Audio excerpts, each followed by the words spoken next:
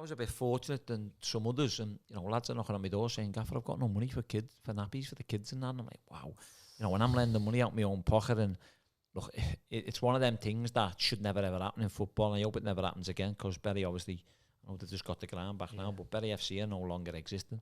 So horrendous. It was tough times, mate. But there's a saying in life, isn't it? Tough times don't last, tough people do, and I think I was one of them tough people. And just sorry, go on, Dave. I say, in terms of what was happening at Bury, how involved were you in the politics of it, or were you literally just involved with the players, or were you having to have conversations all the time? Yeah, I was having. Did it consume your life completely? Yeah, it was horrendous, Dave. It was horrendous.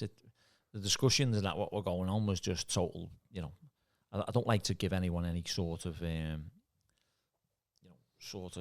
what is it when you're talking about them? You know, I'd rather not talk about the people involved really, because I don't want to give them any airtime, if you know what I mean. But I wouldn't go and buy a car if I couldn't afford it. I wouldn't go and buy an house if I couldn't afford it. And what they done is they bought a football club for a penny and a pound or whatever, but couldn't afford it.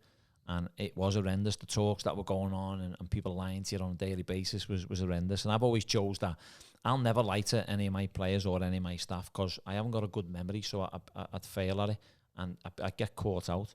So what was happening at the time, they were lying to us through the teeth every single day, and then I couldn't even give the lads any messages to say, look, this is what they're saying. In the end, I say, go and see them yourself. And, you know, people would turn up one day, not the next day. You wouldn't see someone for 3 weeks. You wouldn't see someone for a month. So it was tough. And in the end, I think the closer the season was coming to a draw, and they knew that we were on the verge of getting promoted, they just went, you know what, let's just get promoted and we'll deal with the rest of it after.